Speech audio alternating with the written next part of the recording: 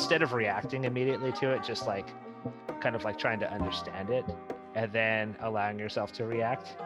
Sometimes people give you a note and it really stings.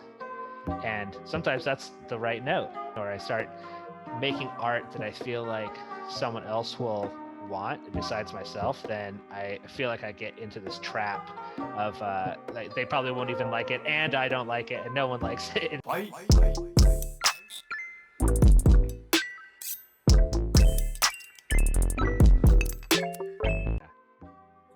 Cool. Okay, here's the icebreaker question. All right. Tell us your favorite quote, but in your own words.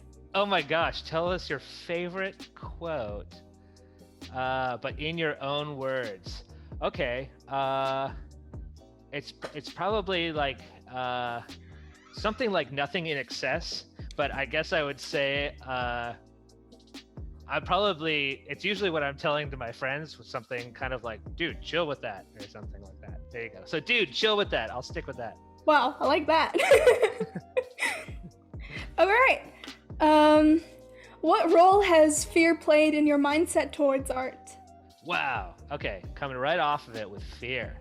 Wow, gosh, fear. Fear is interesting. I think there's a lot of ways to kind of like analyze that. I guess fear would be, is it the idea that like, is it like the thing that eats at your confidence? Is it like your worry about the future?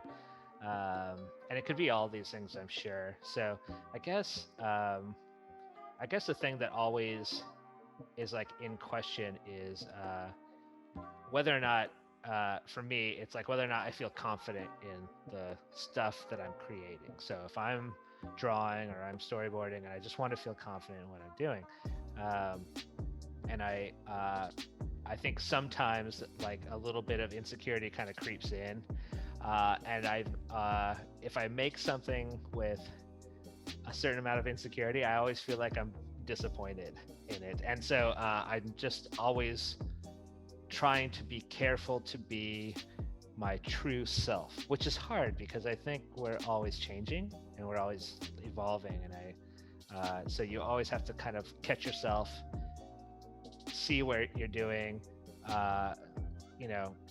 like go like, okay, is this my best work? Is this what I want to do? Is this what I really want to say?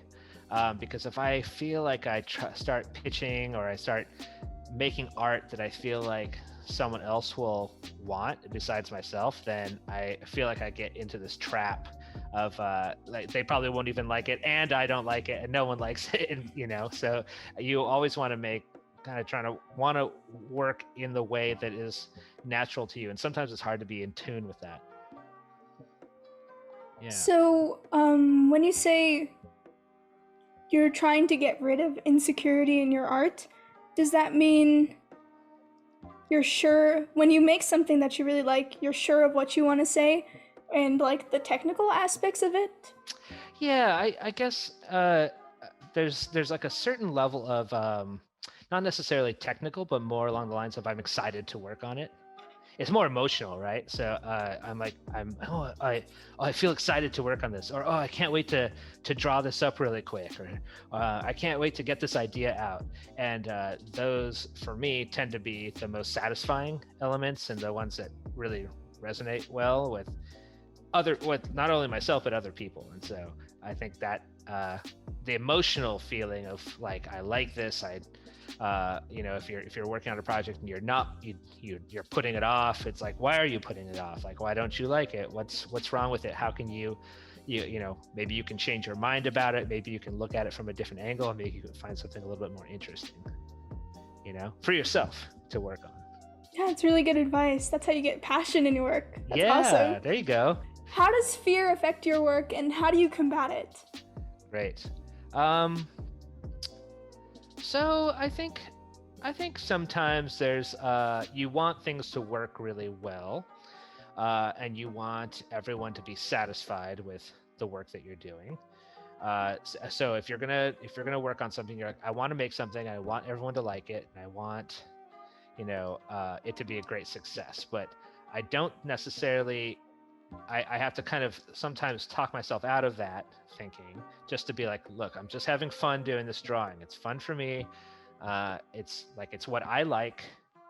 I find it funny, or I find it like emotional, or I find it, powerful. And so I will put that forth. And then hopefully that emotion will read through that like art that I'm working on. And so the way that I try to combat that is I just try to completely remind myself over and over again about that idea, like as if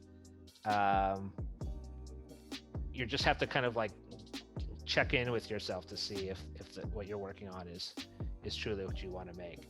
And of course, the other way that I combat that, and I think a lot of artists do, is you obsess about it.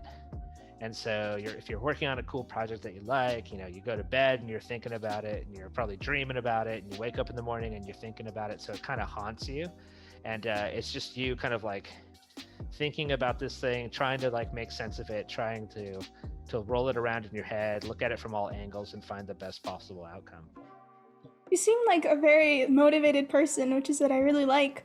What do you do when that motivation, inevitably, I think there are periods where you have to keep reminding yourself why you're doing the thing you're doing. What happens for you during those periods then? Oh, I think, I guess it's always best. I've been finding it very beneficial to kind of look at things from like a different angle, try something new. It could be as simple as try a different medium for the art that you're making. It could be like, I don't like to go for runs. Okay, all right, cool. Well, why don't you just kick a soccer ball around, at the park for like an hour? Oh, okay. And so like the core kind of idea of like what you're trying to get at, like exercise and stuff like that, is still there, but you're just kind of like moving it around in your head. So I think getting that inspiration it can be very powerful, because I think if you like from different angles, and especially when the other great thing to do is to talk to other artists, right? So you talk to other artists, and then you can see that they have like a different aspect of this, or they're like, oh, I don't really worry about that, I worry about this. And it's like, oh, okay, I really worry about this. Why do I worry about that so much? So I think a lot of your questions are about fear and about like passion, things like that. I think a lot of that has to do also with communicating with other people, and your society, because like and your own kind of like little social network, because they'll allow you to kind of like look at things from different angles. They'll be able to give you different opinions.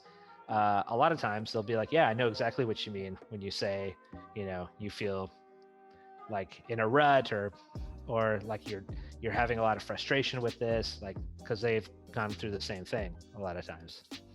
That's really good advice. It's really important to know that you're not alone. Yeah, totally. Yeah. So I'm really curious, when you encounter like a problem, what is your first thought? Oh gosh, that's a great question, because I think I usually end up being a little bit more on the cynical side of things, and so I'll like make fun of it. I tend to feel like I'll try to solve it right away, and I think the best approach, which is taking time to learn, is just to really kind of like just absorb the problem or the question or the issue, and kind of just see like what's at the root of it, instead of reacting immediately to it. Just like kind of like trying to understand it and then allowing yourself to react. Yeah, it's powerful. I think it's just kind of like stepping it out. Yeah, that's really good. I don't think I've ever heard that method before. Oh, really? I think, I wonder, because I think, I think it just has to come from kind of like, if it's like like say it's a problem with another person or something, or you have an issue, everyone's trying to do their best in this world. And so if you really kind of like understood and try to like put yourself in like the shoes of other people, and try to like see what they're coming from, you can kind of understand like why they made those choices, things like that. You can better understand them, and then you can have a more mature answer, right? Instead of maybe something that's like reactionary, you could have like something that's a little bit more powerful and maybe like not as combative. You can just kind of get everyone on the same page. That's really and in good. that way, like you can definitely, I've definitely turned, stories around if you pitch something, maybe it's not as successful, like you pitch something for a movie and then it's not as successful, and then when you end up like talking to people and like showing them like why, like maybe like leading them towards like why they should kind of like back that idea, you can definitely bring that success back to that project. It's really good. It's really important to give that time to think. That's really cool. Yeah. What were you scared at the start of your career, and has that changed? Have you encountered the thing that you're scared at? Oh, interesting. I always thought it would be stressful to pitch in front of people. A lot of people have that problem with like kind of like stage fright. But I tend to like it. I kind of have it a little bit more fun. Like I think the minute I realize I'm pitching to people, and they're going to help me, everyone's there to help you. Like it's a lot easier to think of it that way, as opposed to like they are not trying to, like they're opposed to you. As a story artist, a lot of times you go away and you go into a little hole, and then you just draw like a million drawings, and then you take all those drawings, and then you hold away for like 2 weeks. You take all those drawings and then you pitch them to people fresh, and for a while it's kind of like only yours, and so like it's kept. And so at a certain point you have to like show it to other people, and it can be scary because like we were saying, like if you really like it, they may reject it or not be as into it as you are. But I tend to feel like it's actually almost always been energizing, even if a pitch wasn't very good, or if it was like everyone's like, oh, that wasn't great, but it's still helpful to get that feedback from other people. What do you think, what aspect do you think, I don't know what the word is, like excites you so much about pitching?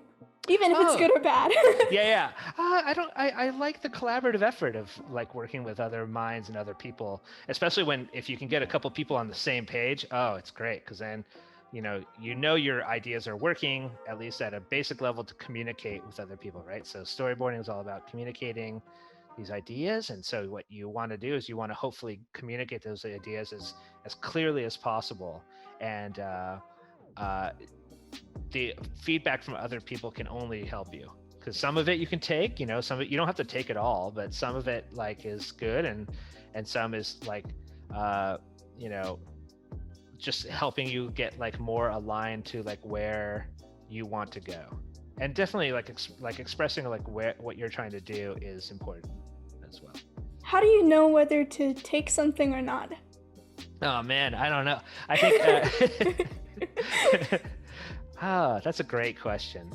I think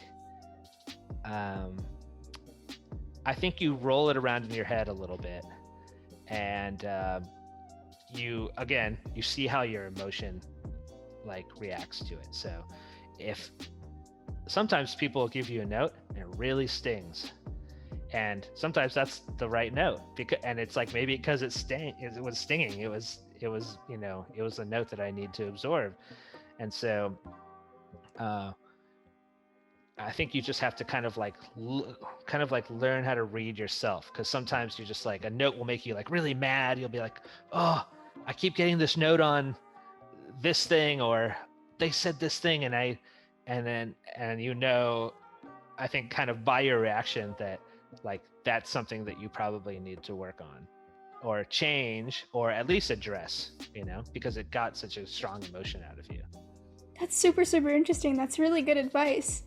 I especially love what you were saying previously about how the people you're pitching to are only there to help you.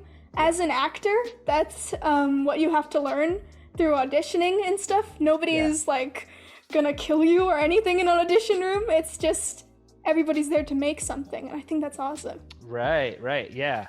So you have more of like the actor training, right? And so you're looking at it's similar. Like I think animation. They always say animators are actors on paper, And so like you're kind of like hidden behind this wall of paper, but you're kind of getting the acting in there. But I definitely think that there's a lot of stuff that can be learned from actors. You probably do a lot of improv and things like this, right? And so like all the improv like is just so helpful to get to brainstorm and you know, you played the games like Yes and like the improv games, right? Yeah.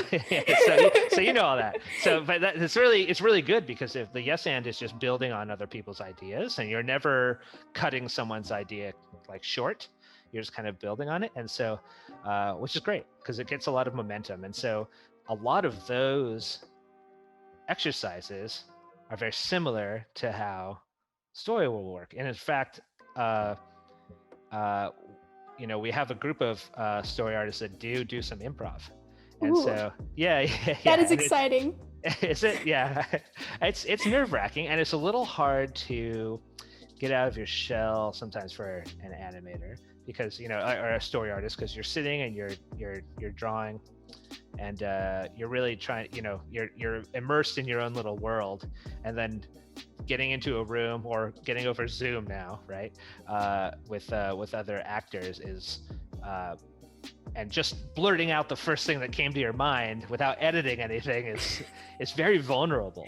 But if you can do it, then and you see that like people think it's funny, or they don't really, you know, they're not going to judge you or anything about it, then I think that you get like a sense of connection with that group. You're able to like kind of like flow a little bit better. Oh, for sure. It's kind of like a failing speed run. Like you kind of find out that even if you say the stupidest, most cringy thing, honestly, it's fine. Exactly. Yeah.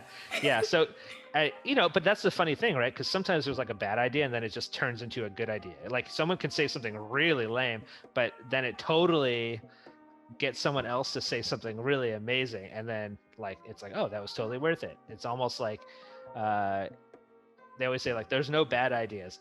Well, I kind of feel like there is, but you know, but at the same time, like I think those bad ideas should be said, because you can lead to like better ideas. And so, you know, just working in a group in that way,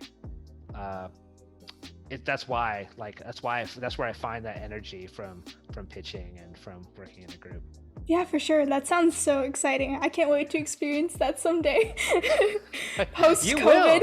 I mean, you know, well, look, if you're an actor and you're taking these classes, then I think you're gonna fall right into it, and you'll be like, oh, this is just acting class. You know what I mean? Like, and that'll be great. And so you'll feel right at home. That's very comforting. Thank you.